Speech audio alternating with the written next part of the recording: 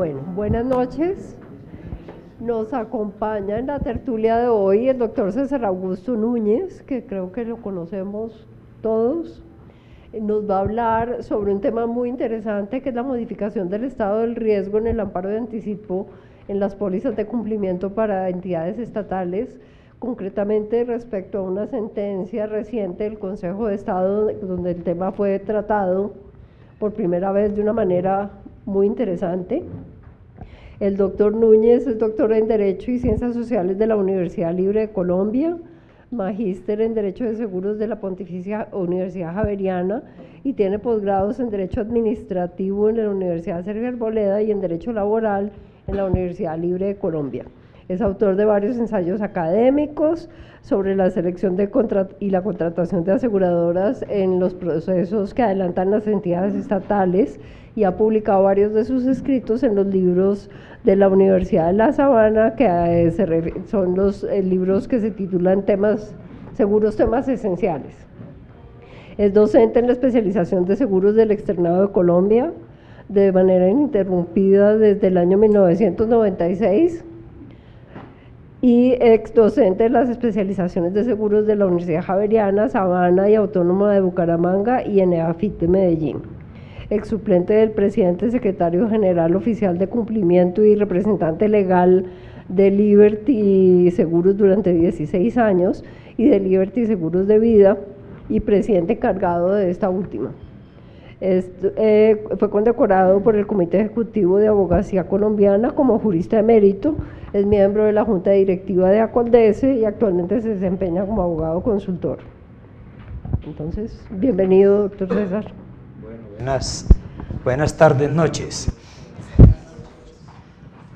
Esta sentencia que vamos a compartir entre todos, porque fundamentalmente lo que quiero es darla a conocer, que todos la conozcamos y la analicemos en detalle, es una sentencia atípica, porque como lo van a observar a medida que vayamos nosotros analizándola, en el seguro de cumplimiento, garantía única de cumplimiento, pues uno, ley 80, ley 1150 de 2007 y los decretos reglamentarios que los expiden cada 2-3 años, reglamentando la ley 80 y la ley 1150, en relación a la garantía única, lo que uno lee es que efectivamente tiene por objeto garantizar los perjuicios que el contratista le cause con el incumplimiento a la entidad contratante estatal asegurada. Pero uno no lee en ninguna parte lo que sucedió en esta sentencia, y es que los directivos de la entidad estatal contratante resulten incursos en culpa grave y que como consecuencia de esa culpa grave se produzca la nulidad de los actos administrativos que se demandaron y que constituye también una modificación del estado del riesgo. También llama la atención, para los que llevamos hartos años en este tema, que el Consejo de Estado está tomando en serio el artículo 13 de la ley 80. Este artículo 13 de la ley 80, primer inciso, no fue modificado por la ley 1150 de 2007, que fue la que le introdujo unas modificaciones importantes a la ley 80, que sigue siendo la ley marco de contratación, estatal. ¿Y qué dice este artículo? Este artículo dice que a los contratos que celebran las entidades estatales se le aplican los códigos sustantivos y las normas de derecho sustancial que los rigen. En esta sentencia vamos a poder observar cómo el Consejo de Estado aplica normas en virtud de ese artículo 13 del Código de Comercio y del Código Civil, aplicables al contrato estatal, que como le digo no es usual. También uno observa en el Consejo de Estado o en la sala un ánimo innovador en la interpretación de las leyes, porque y más en punto de la garantía única de cumplimiento. Como les decía antes, al comenzar, siempre uno demanda, cuando demanda generalmente es por incumplimiento del contratista, pidiendo la nulidad de los actos administrativos fundamentados en las diversas causas puntuales que se hayan presentado.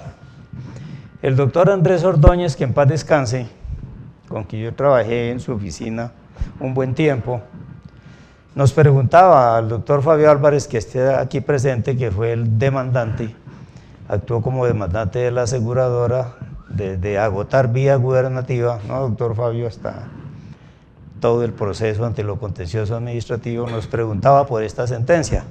Cuando salió la del Tribunal de Casanare, desde el Tribunal de Casanare, pues el doctor Andrés se mostró muy entusiasmado en que el Consejo de Estado ojalá la confirmara, ¿ya? Porque sienta un precedente realmente en relación qué pasa cuando la entidad pública estatal contratante a través de sus directivos incumple las obligaciones o cargas, como los llama el doctor Carlos Ignacio Jaramillo y los llama también el Consejo de Estado, cargas que tienen que cumplir y que si no las cumplen no habría lugar a que la compañía de seguros tenga que pagar los amparos previstos en la garantía única de cumplimiento. Esta es una sentencia muy importante para el sector asegurador. También está la doctora Sonia Patricia Martínez, con quien en la época hacíamos el comité con el doctor Fabio para determinar si se demandaban los actos administrativos o no. Luego la decisión se la comentábamos al presidente, porque ustedes saben que si se pierde la demanda, si las pretensiones no son acogidas, las consecuencias son gravísimas para la compañía de seguros. Son procesos que duran 10 años, 8. Imagínense ustedes a pagar con los intereses comerciales, ¿ya? Con los intereses comerciales, el proceso ejecutivo que le puede iniciar la entidad estatal contratante, beneficiaria como asegurada de la garantía única de cumplimiento. Entonces, para tomar una decisión de demandar un acto administrativo que exige el pago de los amparos contenidos en la garantía única, tiene uno que estar muy convencido de que efectivamente hay serias razones para que la justicia de lo contencioso administrativo declare la nulidad de estos actos administrativos que dictan las entidades estatales. En ese orden de ideas, yo no hice presentación y les explico por qué. Yo leía y releía la sentencia, la del tribunal, y en un 99% estuve de acuerdo con ella. Yo dije, ¿qué le critico yo a esta sentencia? Quizá el salvamento no de voto, sino de aclaración, se me hace pobre en la segunda razón que tiene para aclarar el voto, pero al final está de acuerdo en el fondo con el fallo de la sala.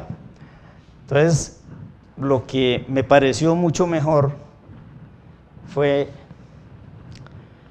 hacer un resumen o un temario del contenido de la sentencia, ¿ya? De todo lo que tiene: presupuestos procesales, acción procedente, competencia, legitimación en la causa, o sea, todo el temario que contiene la sentencia, pero para luego irlo comentando aquí con ustedes. El doctor Fabio, que se conoce esto de memoria, si quiere adicionar algo a medida que voy hablando, la doctora Sonia Patricia también, pues, y quien quiera, ¿no? Indudablemente, porque de eso se trata, es de compartir acá con ustedes esta sentencia y comentarla. Hechos probados. Bueno, síntesis de los hechos. Ahí, pues, ustedes saben, comienza la sentencia siempre narrando cómo son los hechos, que se suscribió un contrato de obra pública, regido por Ley 80, entre el departamento de Casanare y una sociedad contratista para la ejecución o construcción de un puente sobre el río Cravo Sur. Eso a través del proceso licitatorio, suscribieron el contrato, pero viene aquí lo importante, y narro los hechos porque recuerden el viejo adagio de que dame los hechos que yo te doy el derecho, ¿sí? Para que ustedes vean cómo fue esto. Entonces, al mes de suscrito el contrato, ya la propia entidad contratante, departamento de Casanare, estaba solicitando que le hicieran el traslado del anticipo del 80% a la cuenta particular del contratista, a la cuenta particular. El anticipo, el departamento lo consignó efectivamente en una cuenta conjunta entre el departamento y el contratista, ¿ya? Pero ya al mes, como les digo, estaban solicitando el traslado a la cuenta particular del contratista y así se hizo efectivamente. Puntos centrales de los fundamentos de la nulidad del acto administrativo. ¿Por qué? Porque violó el procedimiento previsto en el pliego de condiciones y en el contrato para efectos de que el anticipo pudiera ser consignado o girado, no a la cuenta particular del contratista, sino ustedes saben, se gira a los proveedores, se gira y con un plan de inversión. Además tenía un doble control, que era el del interventor y también el del supervisor del contrato. Pero luego a los 2 meses, tal vez sin haber ejecutado obra, porque el contrato estaba suspendido, luego lo reiniciaron a los 2 meses, pidieron que giraran casi todo el saldo que quedaba del anticipo otra vez a la cuenta particular del contratista, de manera tal que a los 2 meses de 1.200 y tantos millones de pesos quedaron 6 millones únicamente en la cuenta particular del contratista sin haber ejecutado obra. Ya. Bueno, ese es argumento central, porque en la demanda se dice que viola el decreto 2170 de 2002, creo, donde establece, y todavía se establecen otras normas, con mayor razón, que cuentas que en contratos superiores a determinado valor, la cuenta tiene que ser depositadores a través de una fiducia, ¿sí? Es en una fiducia y el fiduciario es el que va girando los dineros, debidamente comprobada la necesidad de hacerlo, de acuerdo con el plan de inversión que ha hecho el contratista. En esta circunstancia, la Contraloría General de la República también le hizo una visita allá a la Gerencia General, allá al departamento de Casanare, a raíz de una denuncia que hizo uno de los tantos interventores que habían previsto que eran empleados de la entidad y tenía que ser independiente. Ahí hubo todas las irregularidades. Señor. Ese cambio en las condiciones de la destinación del anticipo, es decir, enviarla a la cuenta particular, ¿se hizo por medio de algún tipo de otro sí o no? No. ¿Hubo algún tipo de cuento contractual? No, únicamente por solicitud del contratista, y entonces el departamento aceptaba la petición y ordenaba el traslado a la cuenta particular del contratista. Ahí no hubo ninguno otro sí, ¿no, doctor Fabio? Para eso, nada. Eso fue así. Bueno, en ese orden de ideas, la Contraloría allí interviniendo, ustedes saben que interviene para mirar si hubo detrimento patrimonial en la actuación de los servidores públicos o del mismo contratista. Constataron que únicamente ya cuando iba el 70% del plazo para terminar la obra, había ejecutado el 12% de la obra nomás. Y los dineros en la cuenta particular del contratista no estaban. Porque cuando eso ocurre, el contratista dice, oye, un momentico, yo tengo aquí el dinero, ¿no es cierto? Lo reintegro a la cuenta, aquí no sucedió nada de eso. El departamento de Casanare procedió a declarar la caducidad. Procedió a declarar la caducidad del contrato y ordenó hacer efectivo la garantía única declaró el incumplimiento del contrato. Como consecuencia de eso, ordenó hacer efectiva la garantía única de cumplimiento en sus amparos de anticipo y cumplimiento del contrato, y también hacer efectiva la cláusula penal pecuniaria. Contra esos actos administrativos, la aseguradora interpuso los recursos de ley, los cuales, como casi siempre sucede, pues fueron confirmados por la entidad estatal. Es de advertir, uno se le van quedando cosas de lo que leen la sentencia, detalles, es de advertir que en la parte motiva del acto administrativo que declare el incumplimiento y hace efectiva la garantía, no menciona para nada, no motiva la parte de la inversión del anticipo. Sobre eso guarda silencio la entidad pública. Más o menos eso es, pero seguimos, a ver. Ese es el resumen de lo que estaba hecho, síntesis de los hechos. La demanda. El contrato fue en el 2006, caducidad en el 2007, y se procedió a demandar rápidamente. La demanda, pues como en todas estas demandas, se pide la nulidad de los actos administrativos. Las causales, ustedes saben, están taxativamente contenidas en el Código Contencioso Administrativo. Y ahí está. Perdón.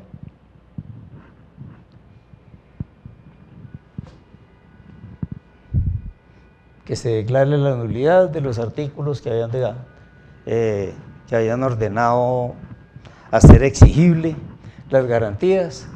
No se demandó el primer artículo que declaraba el incumplimiento del contrato, porque el interés, aunque lo podía hacer la aseguradora, se demandó fue la parte pertinente a los artículos que hacían efectiva los amparos de la garantía única de cumplimiento, hacían anticipo y cumplimiento.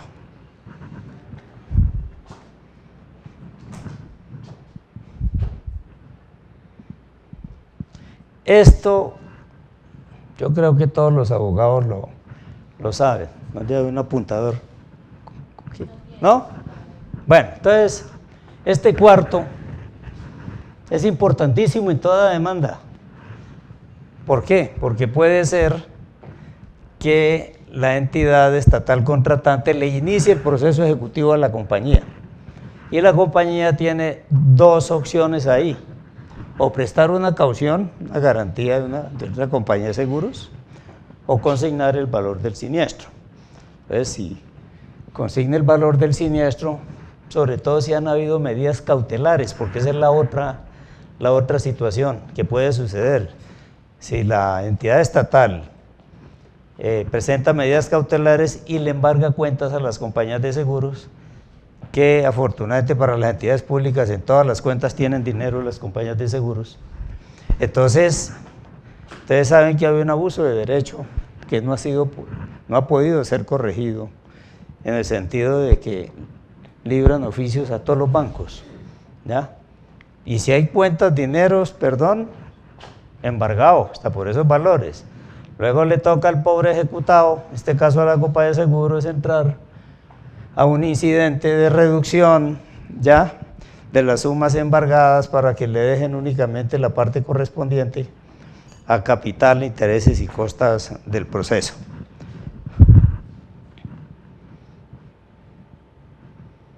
Otras subsidiarias.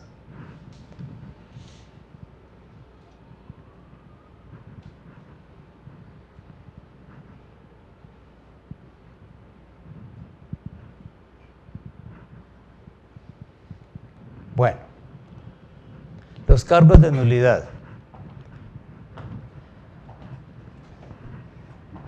Falsa motivación, violación del decreto 2170 de 2002 en cuanto a que violó la parte correspondiente de ese decreto sobre cuál es el procedimiento que se debe hacer para el depósito del anticipo y el giro del anticipo cuando lo solicite el contratista.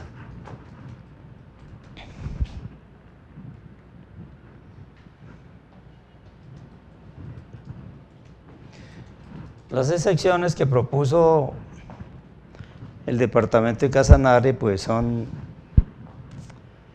realmente no atinentes, porque dice la excepción de existencia de garantía única que presta mérito ejecutivo. Eso pues realmente no hay cómo sustentarla.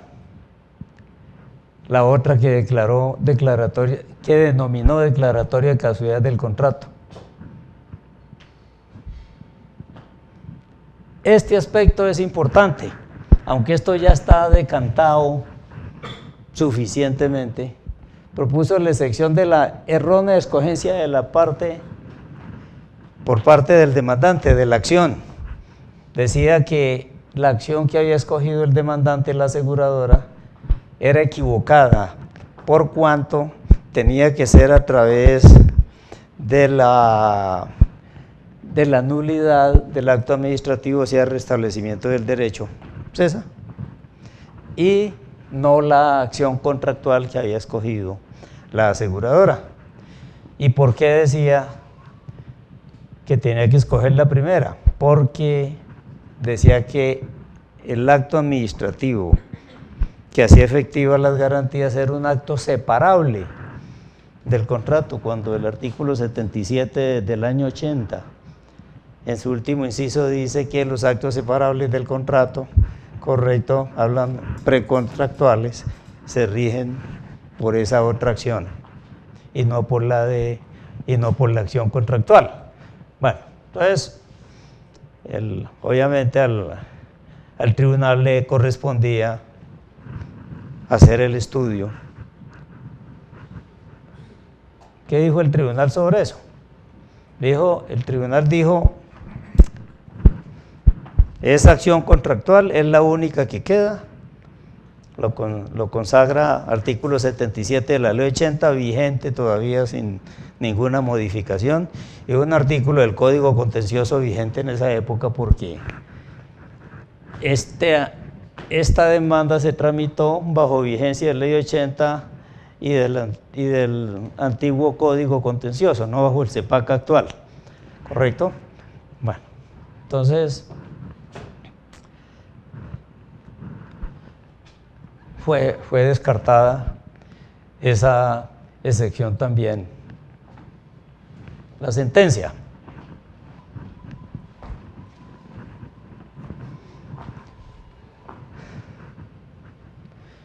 El Tribunal de Casanare la profirió en julio del 2008. Ya mencionamos lo de las excepciones que había propuesto.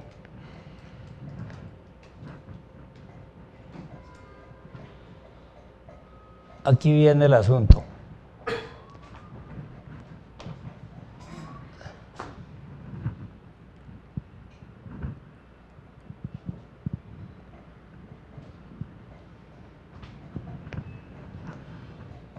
La aseguradora manifestaba como sustento que la entidad pública estatal, aquí hay muchos hechos que se repiten y se repiten, pero así está en la sentencia, y todo fundamentado en el anticipo. Ustedes dirán, bueno, aquí hemos oído hablar del anticipo, pero ¿y lo de el amparo de cumplimiento qué? Es que posteriormente el abogado de la demandada del departamento de Casanare no mencionó para nada sobre la garantía de cumplimiento del contrato, se centralizó fue fundamentalmente en el riesgo del anticipo, que además era el que se estaba atacando legalmente también a través de la demanda.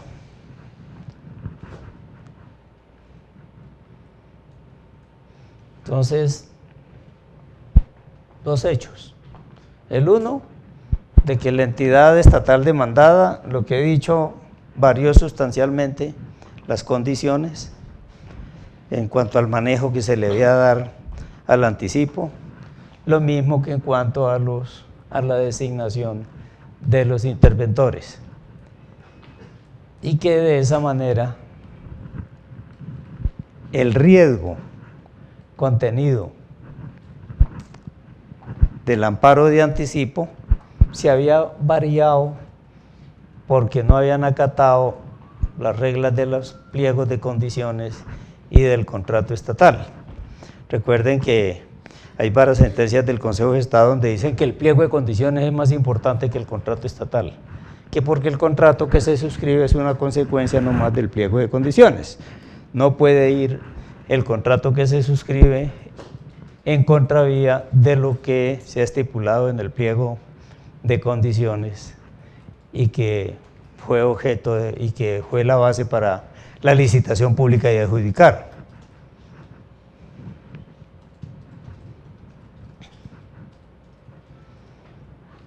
¿Qué dice también la sentencia? Dice que la compañía de seguros expidió la garantía de cumplimiento fundamentado en las condiciones del contrato y del pliego de condiciones, y confiaba en que efectivamente se iba a seguir ese procedimiento y no se iba a modificar.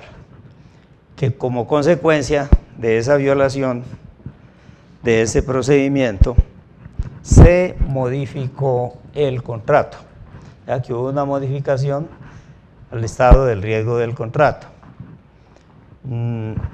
Sobre ese tema vamos más adelante porque se analiza en detalle si hubo tal modificación o no.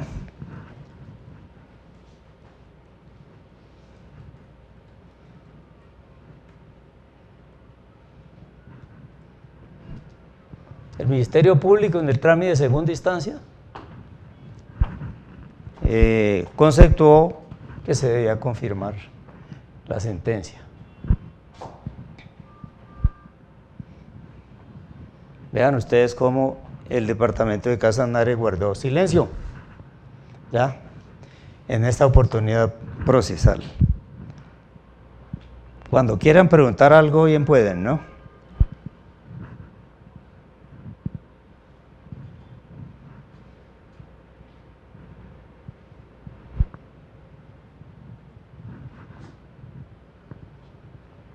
Bueno, ahí el Consejo de Estado hace las consideraciones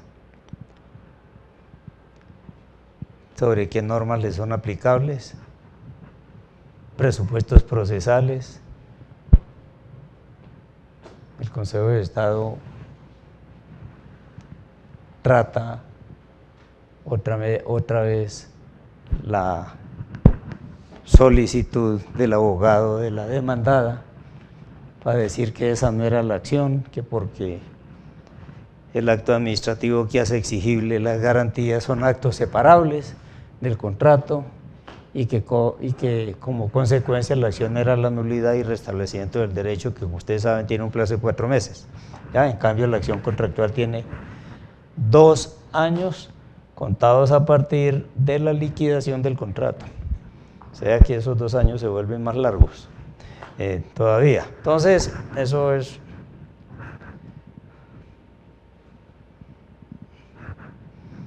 El Consejo dice que la vía judicial estuvo bien utilizada. Y aquí cita el artículo 87 del anterior Código Contencioso Administrativo para fundamentar su aserto de que efectivamente la acción utilizada fue la correcta.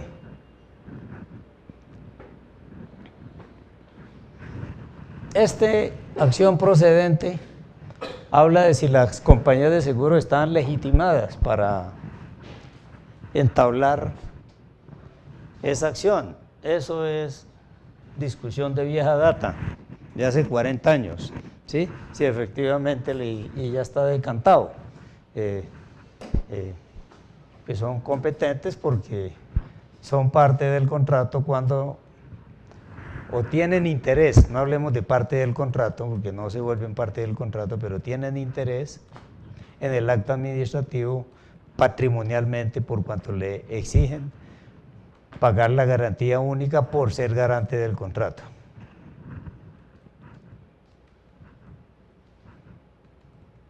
Competencia. Pues la competencia, también el Consejo de Estado dice que en razón de la cuantía es competente, que por ser un contrato estatal, que por el Departamento de Casanare, entidad demandada, ser una entidad estatal enumerada taxativamente en el artículo 2 de la Ley 80 del 93, que es la que enumera cuáles son las entidades públicas que se rigen por la Ley 80. Entonces, concluye que el recurso fue interpuesto a tiempo y que entonces sí es competente para conocer en segunda instancia.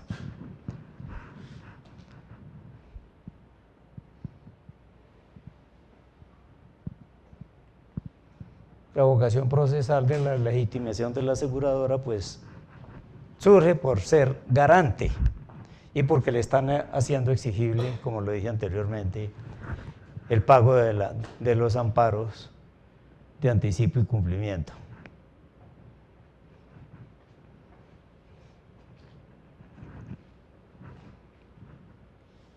Oportunidad para demandar, pues ahí lo que dice es que el Consejo de Estado lo que dice es que la demanda fue interpuesta a tiempo. ¿Por qué? Porque el apoderado de la demandada decía que no, que eran 4 meses. Entonces, aquí el Consejo de Estado reitera que efectivamente lo hizo en tiempo, no habían transcurrido 2 años, dice, ni aún desde la fecha de expedición de la resolución.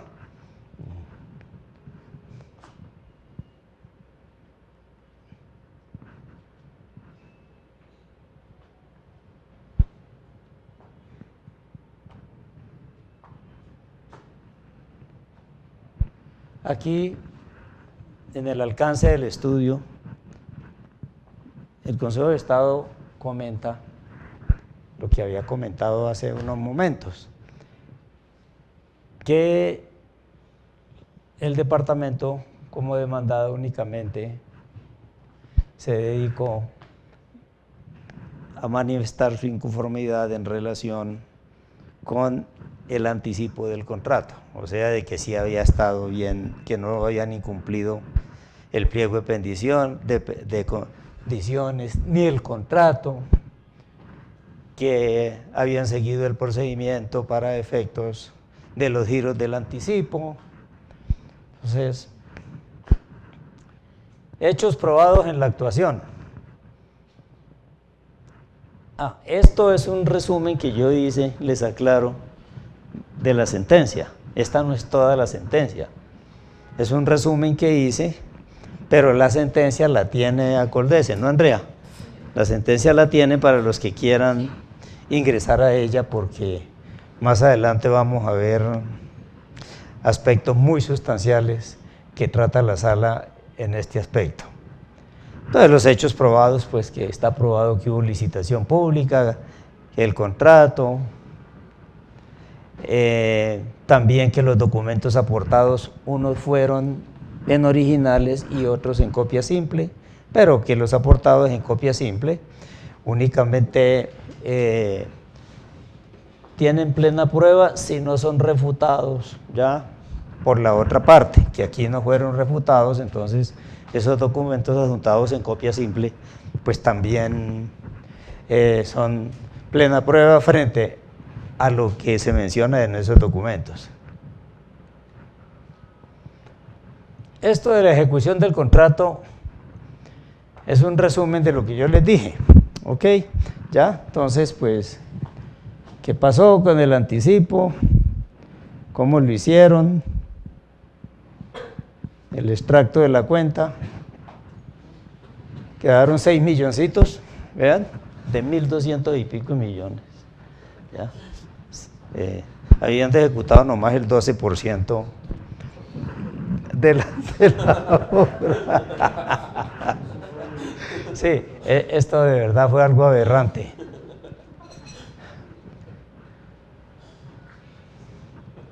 Esto también yo lo había comentado. Declaratoria de caducidad del contrato.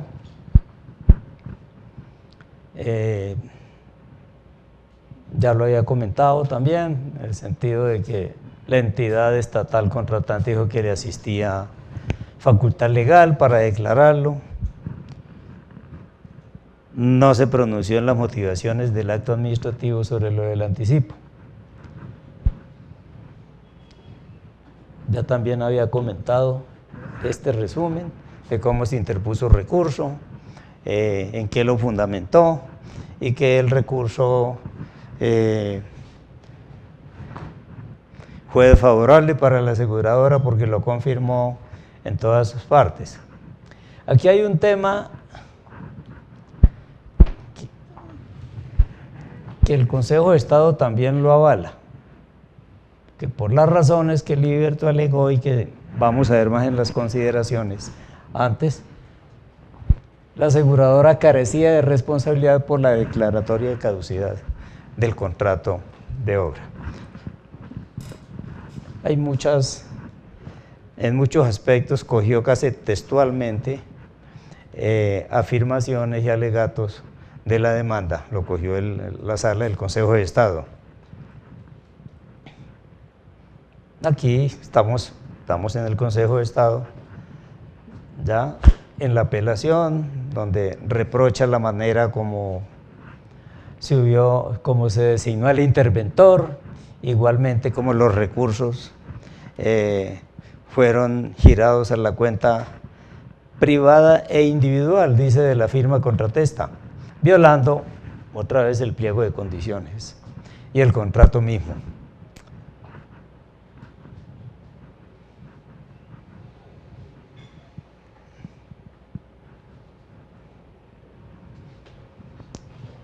Este es un aspecto que yo lo leí y dije, bueno, pero si se liquidó unilateralmente el contrato y en el acto administrativo de liquidación unilateral ordenan que si el contratista no paga el anticipo hablando, entonces le corresponde a la aseguradora pagarlo. ¿Por qué no se demandó? Porque cuando esta liquidación la hicieron, y lo afirma el magistrado, cuando ya el proceso contencioso de nulidad de los actos administrativos estaba en la etapa, disculpe, probatoria. Ya, entonces esa es la razón por la cual no se contempló ni se analizó ese acto administrativo que liquidaba el contrato. Pues caída la resolución del acto administrativo que ordenaba liquidarla, pues dejaría de tener efectos la liquidación, ¿no, doctor Fabio? La resolución.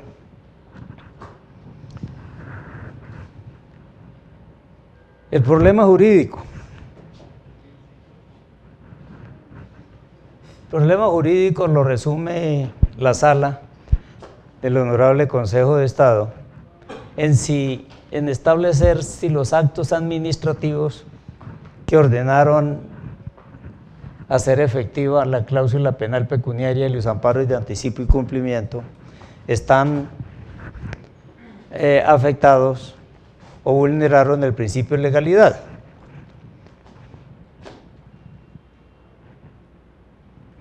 Y también ya tienen ellos cogido el tema en ese momento, que si efectivamente el riesgo referente al anticipo, amparado con la garantía, fue provocado o modificado indebidamente por la entidad estatal, y si en esa medida la compañía de seguros quedaba exonerada de cubrir dicho ítem con cargo a la póliza respectiva.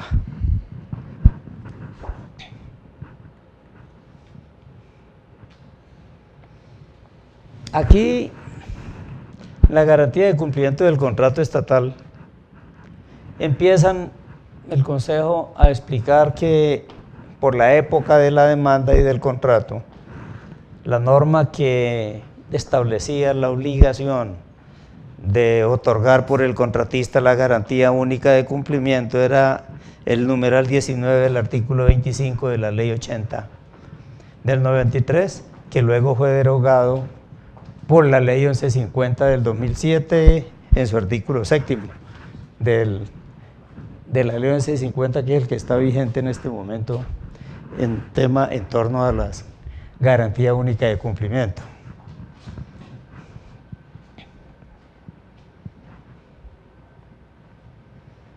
Miren esta parte.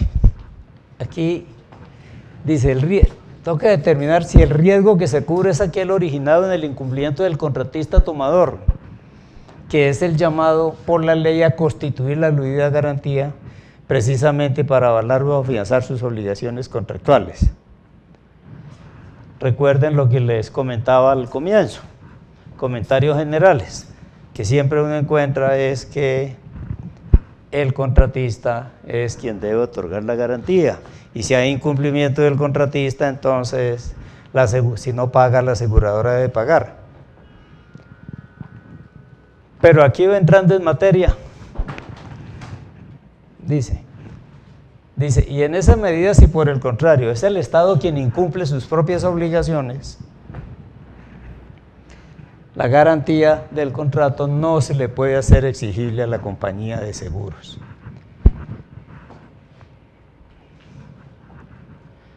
Sino que fue provocada por la conducta y el arbitrio del asegurado afectado. Recuerden, cuando habla del asegurado se está refiriendo a la entidad estatal contratante, que es la asegurada y beneficiaria en el seguro de cumplimiento.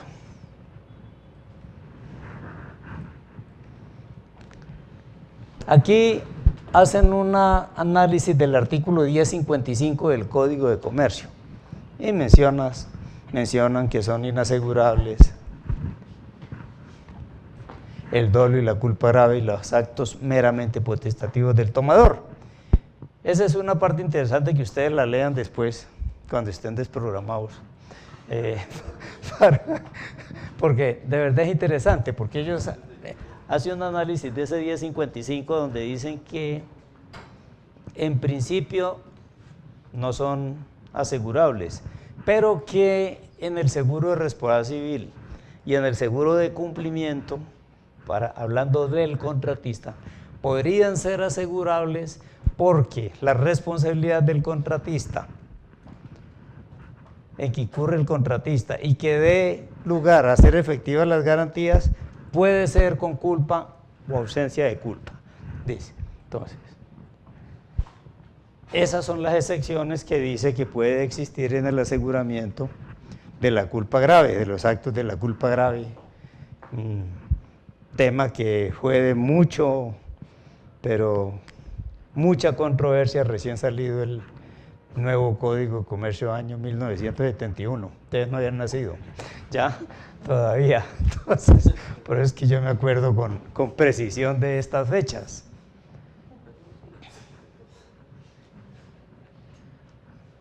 Pero dice, estamos hablando de la excepción arriba, el Consejo de Estado, en qué caso. Pero luego dice que esa regla de que es inasegurable se mantiene incólume frente al asegurado en el marco de la contratación pública. Dice, pues siendo el Estado asegurado un sujeto distinto del tomador, su conducta viciada con dolo o culpa grave o sus actos meramente potestativos, determinantes en la provocación del siniestro, no pueden ser cobijados por el seguro. Ahí sí no son asegurables, cuando es la propia entidad estatal quien actúa con dolo o culpa grave, que es equivalente al dolo, ¿no? Pues, y entonces, en ese caso, dicen, la garantía no puede operar, porque es inasegurable esa conducta y por consiguiente, pues más adelante menciona, produce una modificación del estado del riesgo, porque la aseguradora, insisto en eso, en el comienzo, aseguró, expidió la garantía única de cumplimiento, confiada en que se iba a cumplir por parte de la administración las cargas, de que habla más adelante la sala, tomando extractos de una de las publicaciones del doctor Carlos Ignacio Jaramillo. Y aquí vienen a hablar de eso. Bajo esta línea, la doctrina expone que además de las obligaciones pactadas por las partes del contrato de seguro, los sujetos de la relación aseguraticia, incluyendo al asegurado no tomador, están obligados a cumplir unas cargas o deberes de conducta, cada uno.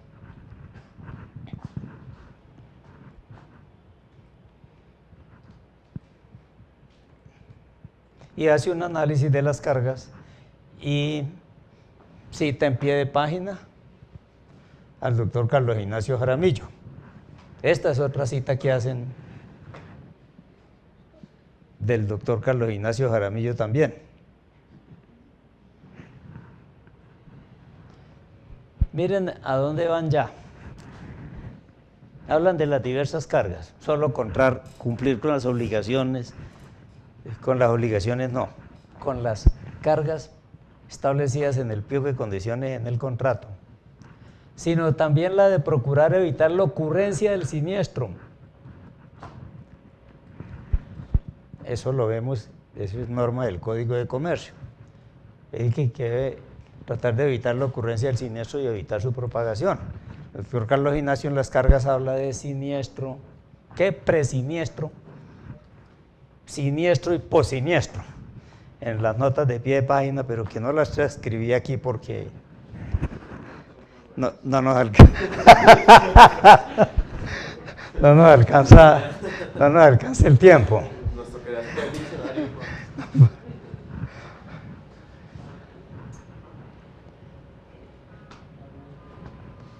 Entonces, más adelante dice que efectivamente cuando el asegurado, aún en el seguro de cumplimiento, incumple esas cargas que le corresponden y que pueden llevar a la concreción del siniestro, tiene efectos adversos para la entidad estatal asegurada y por consiguiente no operaría el amparo previsto en la garantía única de cumplimiento.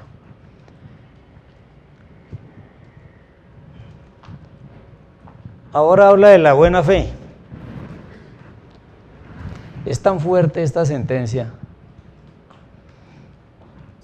que dice que la entidad estatal en el presente caso también violó el principio de la buena fe. Dice y lo violó porque con su actuación ayudó a concretar la ocurrencia del siniestro. Pero no contento con eso, dictó los actos administrativos haciendo efectiva la garantía de cumplimiento, única de cumplimiento.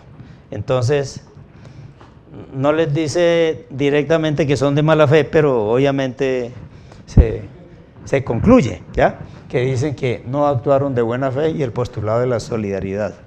Eso también lo toman del doctor Carlos Ignacio Jaramillo, no de sentencias de él, donde él era ponente, sino de sus magníficos escritos.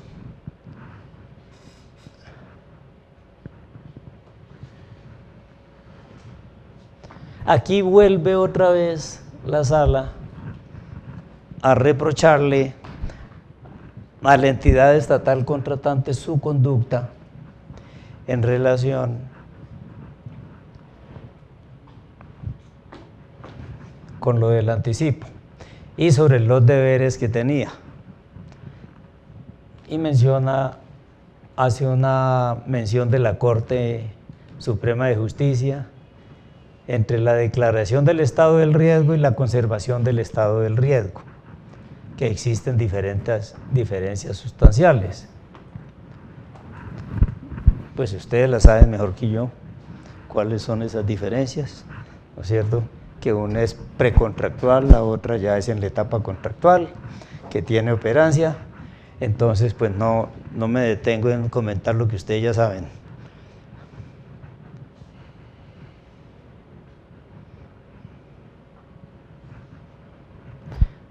Aquí insisten, esto va como fundamento del fallo de ellos finalmente, que la carga de mantener el estado del riesgo tiene el propósito de conservar ese estado del riesgo en las condiciones que el asegurador otorgó el seguro, pero ellos lo extienden a lo de la garantía. Caso concreto.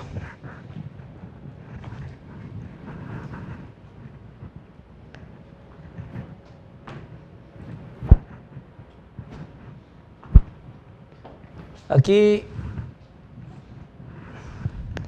vuelven otra vez a mencionar el tema de la garantía del anticipo. Y vuelvo y les digo, ese es el tema porque no en la apelación el apoderado del departamento de Casanare se centró fue solamente ¿ya? En el amparo de anticipo. Y que dicho amparo fue justamente las actuaciones de las directivas del departamento de Casanare, fue lo que dio origen a considerar que habían actuado con culpa grave. Entonces, por eso es que se insiste otra vez en que el interventor fue indebidamente designado y que el procedimiento para entregar el anticipo no fue el correcto. Apreciado doctor Núñez, una pregunta. Sé que en la sentencia no se centraron en el tema del incumplimiento contractual, sino que se centraron en el tema o sea, el amparo que afectaron fue pues el mal uso del anticipo. Pues en gran parte porque pues es contratación estatal y pues como la entidad declara el siniestro, pues decide qué amparo va a afectar a su arbitrio.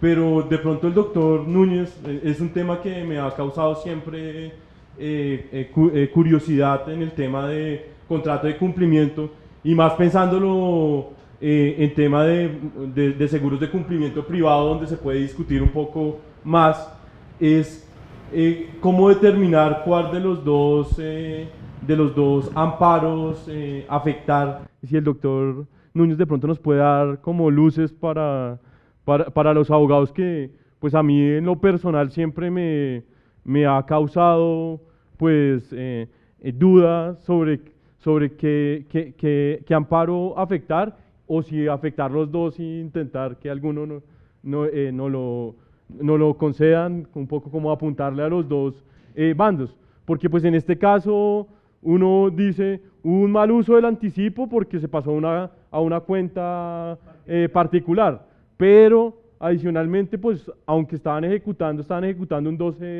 un 12%, entonces ya estaban ejecutando el contrato, y ya uno podría hablar que estaban incumpliendo la garantía de cumplimiento general, y que se pudo haber afectado no solo el mal uso del anticipo, sino que incluso toda la póliza de incumplimiento, y haberla solicitado pues en su integridad todos los perjuicios. Cada caso o cada declaración, cada acto administrativo que declare el incumplimiento y que hace efectivas las garantías es diferente. Por ejemplo, puede ser, y ocurre mucho, que el contratista efectivamente haya amortizado e invertido bien el anticipo, ¿sí? Pero el cronograma de trabajo que le han asignado, que se ha aprobado, correcto, entre contratante y contratista, va atrasado por diversas razones. Entonces ahí va en un incumplimiento parcial del contrato. Y ahí la entidad pública contratante puede imponerle multas parciales. Como lo han dicho coloquialmente, son como cuando le ponen banderillas al toro ya para que se mueva. ¿ya? Para que, oiga, despierte que usted está incumpliendo el contrato. Entonces, puede suceder que lo incumplió, porque no lo cumplió dentro de los plazos previstos, faltó, y al no cumplirlo entre los plazos previstos, faltó obra por ejecutar. Entonces, ahí viene el acto administrativo declarando el incumplimiento del contrato y haciendo efectiva únicamente la garantía de cumplimiento, y la de anticipo no, porque fue amortizada. En este caso que estamos comentando es al contrario, ambos hechos sucedieron, ¿ya? Y es que por no haber invertido los dineros del anticipo, habérselos distraído en otras actividades, ¿ya? Pues no pudo ejecutar la obra, y cuando llevaba el 70% de la obra, 69 y pico, dice pues la Contraloría en su informe, el 12%, perdón. Cuando iba corrido el 70% no había invertido sino el 12%, y en las cuentas no habían 7 milloncitos con los intereses que paga pues la entidad donde los tenía. Entonces, la entidad estatal, como tú lo decías, tiene potestades. Tiene las potestades, recuerden, de las cláusulas excepcionales. Interpretación unilateral, modificación unilateral y terminación unilateral del contrato, que son las 3 cláusulas excepcionales. Entonces, en uso de esa cláusula última excepcional declaró la caducidad del contrato de una manera con falsa motivación, porque no había lugar a ello. Pero aquí surge otra pregunta, y es, bueno, pero ¿cómo así si el contratista estaba incumpliendo el contrato? Doctor Fabio, y usted ayude aquí en esta parte, que aquí surge otra pregunta. Y aquí surge otra pregunta. No, es que yo entiendo el fondo de la pregunta que hace, y es que ¿cómo así si el contratista estaba incumpliendo el contrato de una manera ya grosera? ¿Cómo así que no se le dio debate, no se había hecho efectiva la cláusula o el amparo de cumplimiento? Pero es que aquí viene lo novedoso de la sentencia. En las cargas, esto es algo muy novedoso. La sala dijo que las cargas en los contratos son para ambas partes, y que la entidad pública también tiene cargas que cumplir. Y si el incumplimiento de esas cargas ya conlleva el siniestro, conduce al siniestro, pero el contratista también está incumpliendo, entonces es la entidad pública que con el incumplimiento grosero de sus obligaciones y de la ley, ya, es la que ha generado el siniestro, y como consecuencia incurrió en la violación de culpa grave y aplicación del artículo 1055 del Código de Comercio. No sé, doctor Fabio, si usted tenga algo que agregar a eso del incumplimiento del contratista, y por qué la sala se centró tanto fue en que la entidad estatal no cumplió con las cargas que le correspondían correspondiente al pliego de condiciones y al contrato. Muchas gracias, doctor César.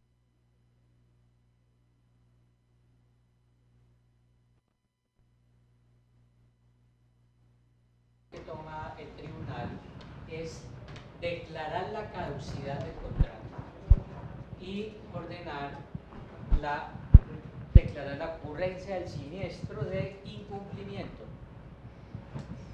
De tal suerte que sí está planteado el tema en cuanto a cumplimiento y anticipo. Lo que ocurre aquí es que, como pretensiones principales, se solicitó la nulidad de los actos administrativos dirigida a tratar todo el tema del anticipo por vía de modificación del estado del riesgo y la no asegurabilidad estipulada en el artículo 1055. Luego, incluso en el fallo se habla del tema de caducidad, pero lo que pasa es que la parte demandada del departamento de Casanare, por ejemplo, no apeló el tema de cumplimiento, de la garantía de cumplimiento, sí. Y el Consejo, el Tribunal y el Consejo de Estado es decir, hacen todo el estudio dirigido a las pretensiones principales, que es lo que está tomando el grueso del tema, que es el anticipo. Hace relación, por supuesto, del incumplimiento, pero como declara la nulidad por vía de las pretensiones principales, pues no aborda de fondo el tema de la caducidad. Incluso el mismo fallo habla de que para declarar la caducidad debe declararse en el plazo del contrato y no por fuera de él. Hace todo un pronunciamiento también de igual manera sobre ese aspecto. No, la sentencia hace unos análisis de fondo. Ya, yo aquí estoy muy superficialmente exponiéndoles a ustedes los principales fundamentos de la sentencia, pero citan innumerables sentencias del Consejo de Estado sobre cada tema y de la Corte Suprema de Justicia, que es lo que me llama la atención.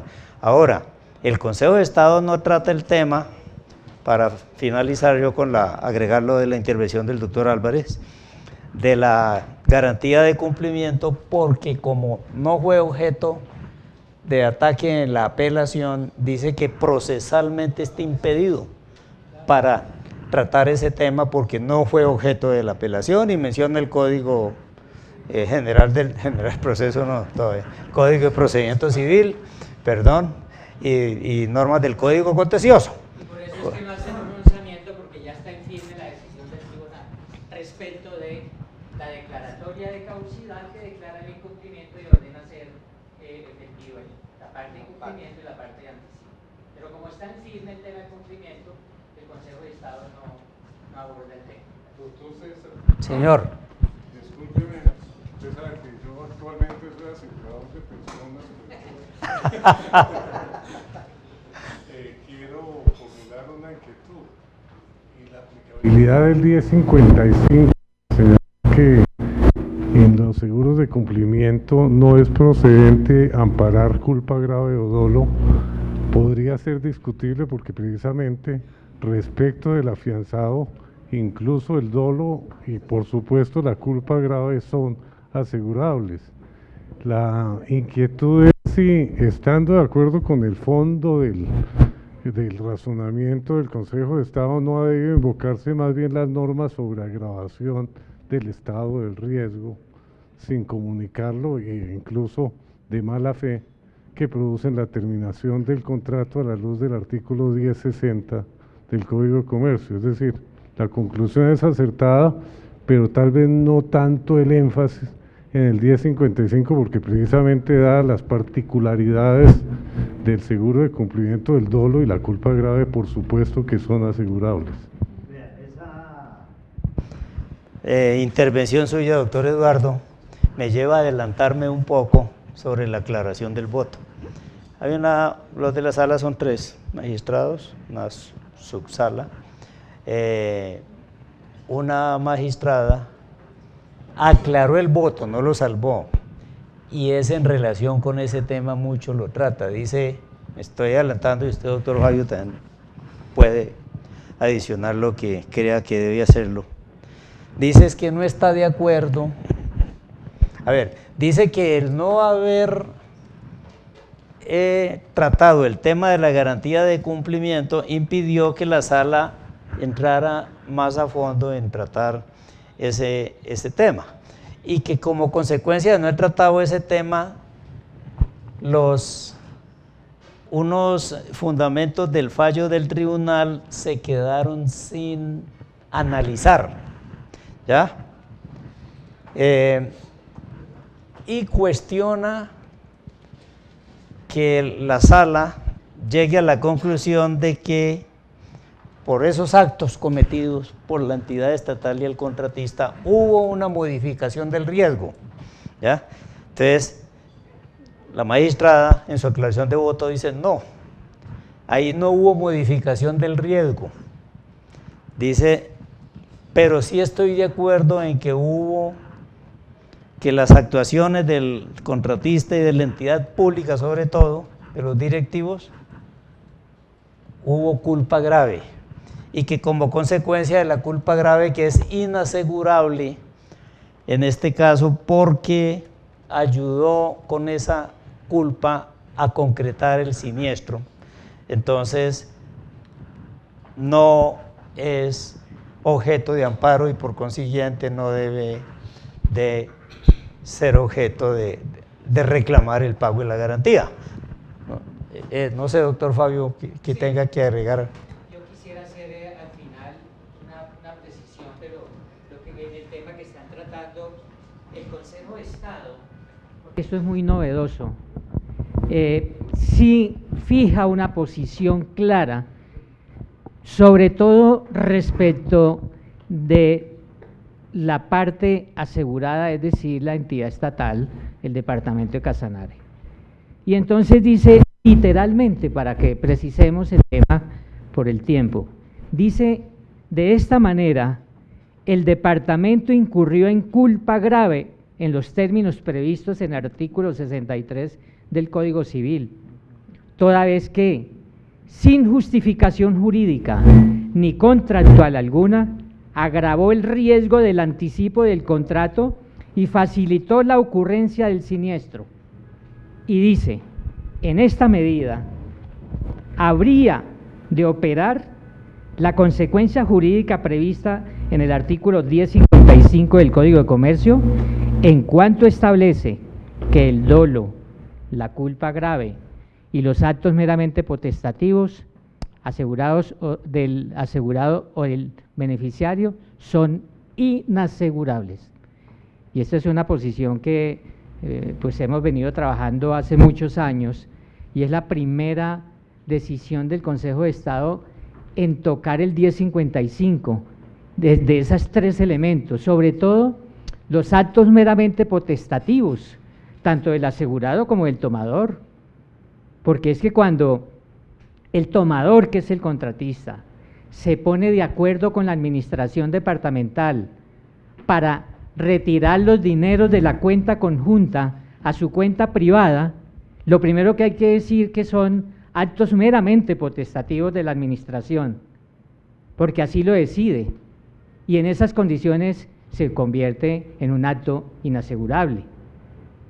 Es discutible el tema de la culpa grave y el tema de el dolo en la medida en que, como lo dice el doctor Holman, eventualmente pueden ser asegurables, quizás los del tomador, pero los de la parte asegurada, que es el departamento en este caso, que es la entidad estatal, por supuesto que se le debe aplicar totalmente, integralmente, el 1055, porque son conductas que incluso riñen con el derecho penal, como lo dice la misma sentencia del tribunal, de tal suerte que la novedad de este fallo y de este primer fallo de la jurisdicción de lo contencioso es que fija una posición frente a la aplicación del 1055 del Código de Comercio, porque son inasegurables el dolo, culpa grave y los actos meramente potestativos en el contrato estatal. Esto es una posición muy contundente. Sí, muy novedosa. Y muy novedosa. No, perdón, aquí, ¿quién ha hablado?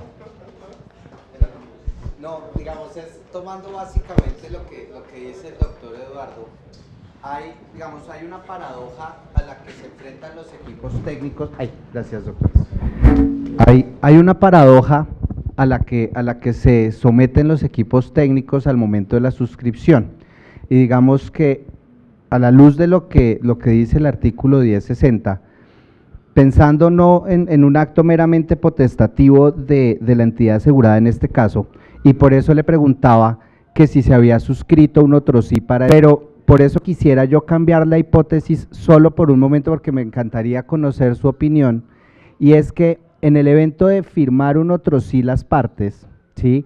Y entendiendo que la garantía única de cumplimiento es irrevocable,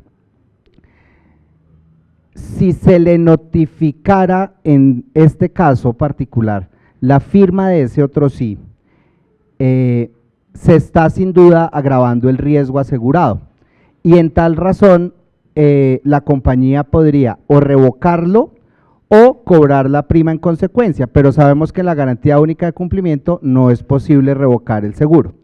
De manera que si la entidad aseguradora no emitiera ese anexo modificatorio en donde da cuenta de ese otro sí, pues estaría incursa en otra causal de incumplimiento del contrato, que es mantener las garantías vigentes, ¿cierto?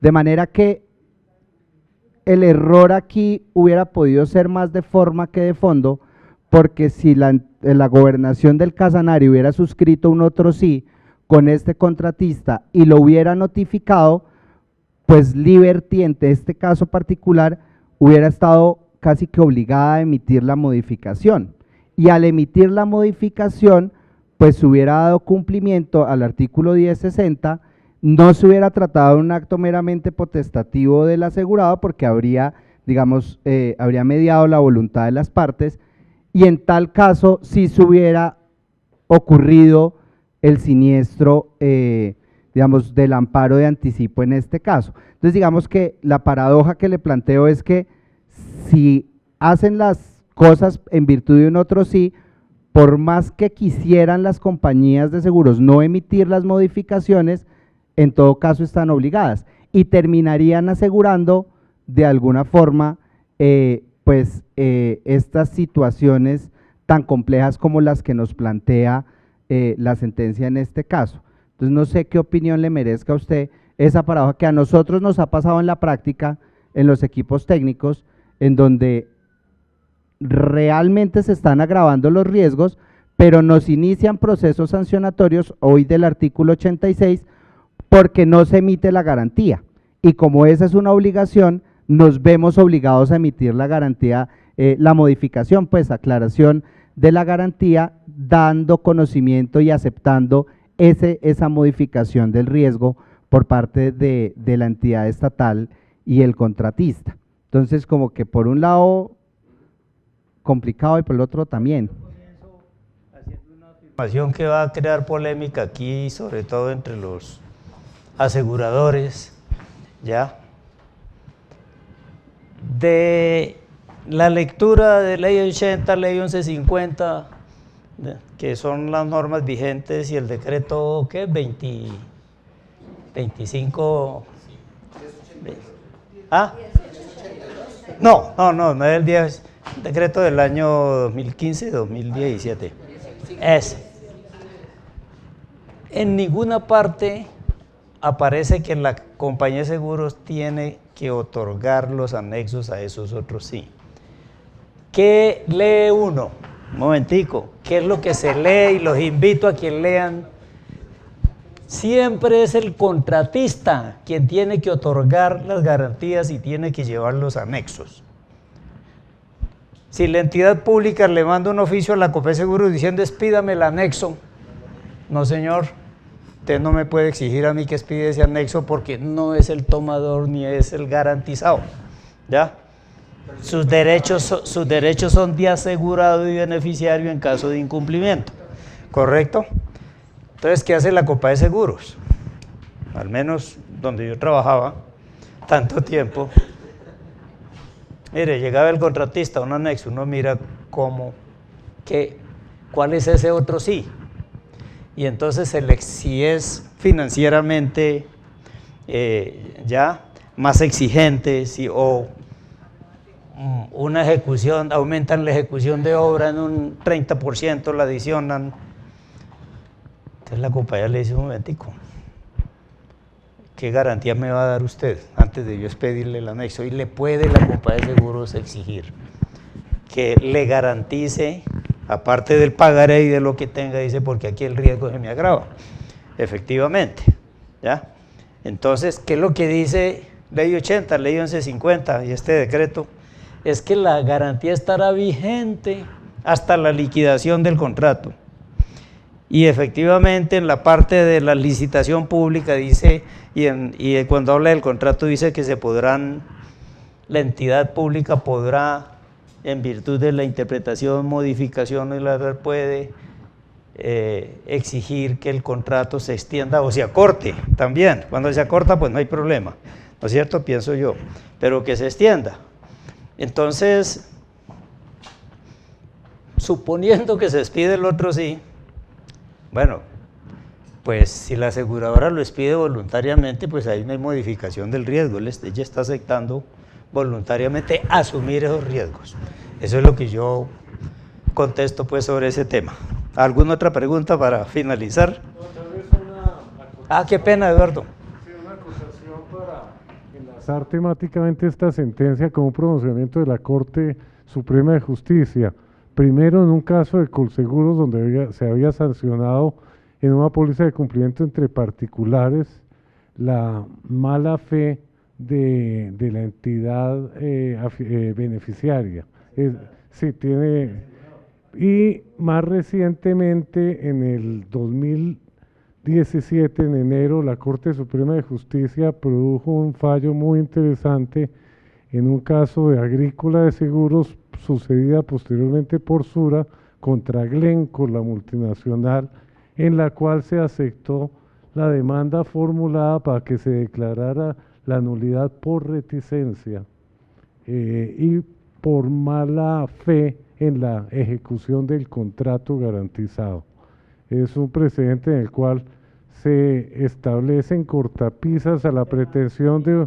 Sí, pero enlazado en cuanto la conducta de las partes puede afectar la validez del contrato de seguro de cumplimiento, a pesar de que siempre hemos admitido, precisamente en contravía de lo que parecería decir esta sentencia del Consejo de Estado, que la mala fe y la culpa grave del contratista están amparadas por la naturaleza propia del seguro de cumplimiento, pero no la mala fe del beneficiario, incluso al contratar el seguro y también durante la ejecución del contrato. En un comienzo les decía que me llamaba la atención que el Consejo de Estado está dándole aplicación a ese artículo 13, ¿ya?, de la Ley 80, aplicando los códigos sustantivos, por decir así, comercio, civil, al contrato estatal, siempre y cuando esas normas de esos códigos no sean contrarias al Estatuto de Contratación Estatal. Ya sabemos que el Estatuto de Contratación Estatal únicamente le metió la mano al contrato de seguro a la garantía única de cumplimiento, cuando dijo que no se podía revocar, ¿no es cierto?, ni que se podía terminar por mora en el pago de la prima. Bueno.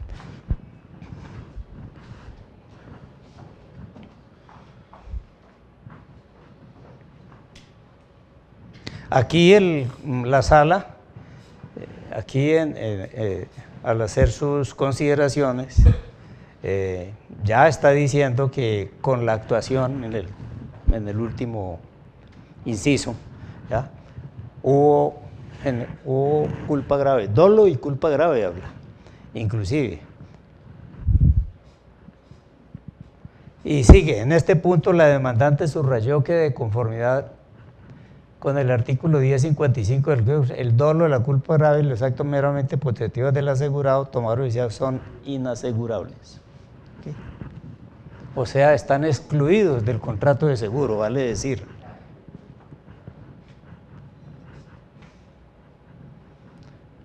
Aquí en análisis de la sala vuelve otra vez sobre lo que hemos estado hablando, otra vez sobre la indebida actuación de la administración en el manejo del anticipo, que ya sabemos cómo fue, e insiste, dice que esa actuación dio lugar a la concreción del riesgo relativo a la inversión y correcto manejo del anticipo. Ya.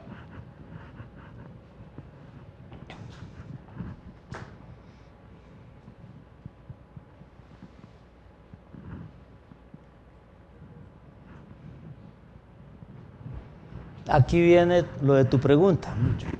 No se debe desconocer que la sociedad contratista también desatendió las obligaciones, ¿ya?, que tenía, pero que ese incumplimiento fue facilitado por la entidad estatal. Entonces aquí es donde le carga la mano, como se dice, toda la responsabilidad.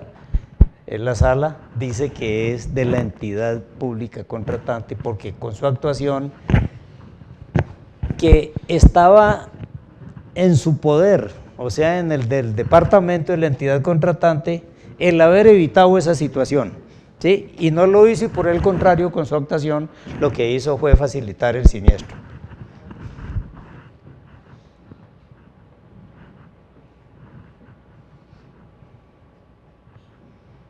Vuelve y va por otros motivos afirmando cómo el departamento incumplió sus obligaciones contractuales. Dice, de esta manera el departamento incurrió en culpa grave en los términos del artículo 63 del Código Civil. Vean cómo cita otras normas del Código de Comercio, donde habla de la buena fe, que les comenté. Esta es una afirmación muy grave la que hace ahí. Miren ese primer inciso, pues, yo ya lo expliqué, lo dije, pero es gravísimo lo que afirma ahí, que dice que debía actuar con buena fe, todas las partes de un contrato deben actuar de buena fe, pero que la administración no lo hizo, porque no solo facilitó con su actuación la concreción del siniestro del anticipo, sino que de rebote o a contrario declaró el acto administrativo haciendo exigible la garantía del anticipo y de cumplimiento, que eso no es obrar de buena fe, pues los trató de mala fe.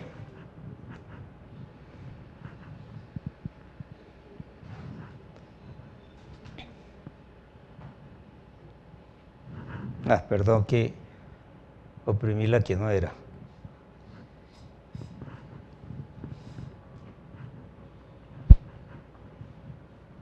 En esta parte, doctor Fabio,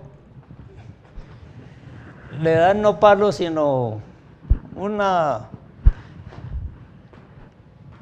pellizco, es lo que le dan ahí, ¿ya? Donde dice que no están de acuerdo en que con la conducta del departamento modificó el contrato estatal de obra sin darle oportuno aviso a la Compañía de Seguros.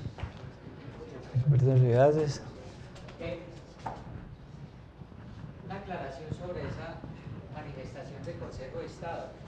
Evidentemente dice el Consejo de Estado que no es de recibo la manifestación de que se haya modificado el contrato estatal. En el entendido, dice el Consejo de Estado, porque el incumplimiento de deberes legales y contractuales, aunque naturalmente conlleva cambios en las condiciones pactadas y previstas en el negocio jurídico, no entraña una modificación del mismo, la cual está sometida a determinadas formalidades, sino a la inobservancia de deberes reglados, posibles sanciones y de específicas consecuencias legales y contractuales. No debe, pues, equipararse la modificación del contrato con su incumplimiento. Comentario a esta posición del Consejo de Estado, pues que no es una decisión central que desarrolle el tema, pero debe entenderse que cuando se agrava el estado del riesgo en un contrato que está asegurando, pues es lógico que esa agravación deviene de una modificación del contrato estatal que ha garantizado. Por ejemplo, en este caso, si se dispuso ilícitamente el manejo del anticipo trasladándolo a la cuenta privada del contratista, pues por supuesto que se modificó la cláusula correspondiente, la cláusula del contrato relativa al anticipo, donde le ordenaba cómo manejar el anticipo, que en este caso lo tenía que manejar en cuenta conjunta. Luego, esa es una modificación del contrato que genera la agravación del estado del riesgo. En ese orden de ideas, pues el Consejo de Estado no desarrolla el tema, pero repito, una modificación del estado del riesgo que deviene del contrato, que se ha modificado precisamente en la cláusula relativa a anticipo, pues debe entenderse en principio que es una modificación al contrato.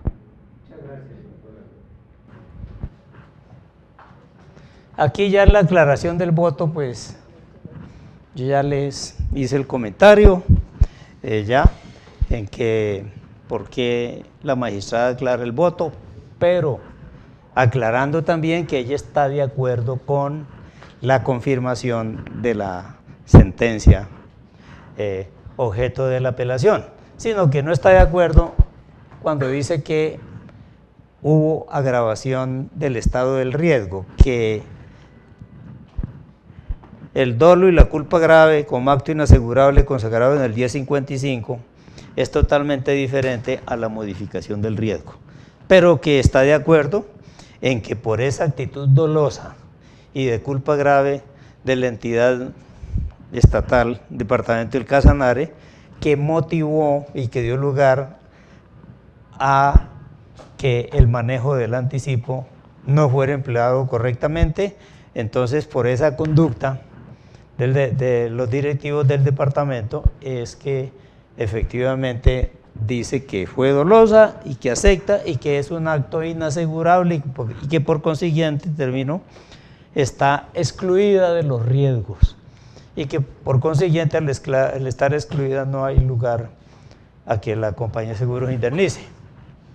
¿Alguien iba a decir algo, Eduardo? Tal vez solamente para decir frente a la acotación del doctor Fabio que recordemos que el contrato estatal es solemne y que en este caso, al contrario de la apreciación de la honorable magistrada, sí parece que los actos del departamento de la entidad contratante configuraron fue una alteración en las condiciones del riesgo. Se entregó una suma que excedía el valor pactado por anticipo sin modificación formal del contrato. Hay una agravación del estado de riesgo. Por eso yo sí creo que ha debido llegarse a la conclusión en virtud del 1060 y no del 1055, por la razón que expresamos anteriormente. La magistrada que aclare el voto no está de acuerdo con que hubo modificación del riesgo. Ahí lo explica pues, muy distintamente, pero me parece que ella es muy clara en sus argumentos, muy clara desde el punto de vista de establecer la diferenciación entre el 1055 y el 1060, ¿ya? Entonces, eso es un aspecto pues que esto va a dar junto con otras sentencias, Eduardo y todos, para que hagamos en un congreso de Acordese o algo este tema, porque hay varias sentencias sobre el particular.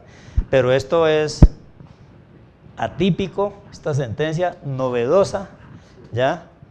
Yo ya no soy empleado de compañía de seguros, pero sigo queriéndolas totalmente, ¿ya? Creo que para el sector seguros es una gran sentencia también, ¿ya? Porque puede tener aplicación en varios casos. No sé, ¿quién más?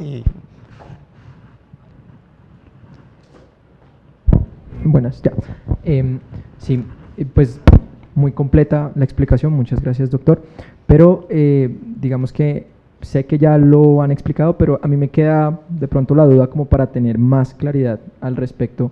Entiendo yo que según los hechos, el pliego decía que debía seguirse un procedimiento para el pago y se pagó de otra manera. En específico, se pagó a una cuenta personal del contratista. Ok. ¿Qué decía el pliego? ¿Cómo debía hacerse? El pliego... O sea, ¿o qué decía, decía el contrato, el pliego? No, el pliego decía que tenía que el anticipo estar en una cuenta conjunta, ¿correcto? Entre el contratista y el departamento, ¿correcto? Okay. Y que para poder girar el anticipo al contratista, parte del anticipo, debería de contar con un plan de inversión aprobado no solo por el interventor, sino también por el supervisor. Y entonces el supervisor no aprobó nada, entonces hubo una violación ahí, ya empezó, y a la cuenta particular, pues que eso sí es inaudito, ¿no? y que se la gastó toda, ya se la gastaron. Bueno, muchas gracias a todos ustedes.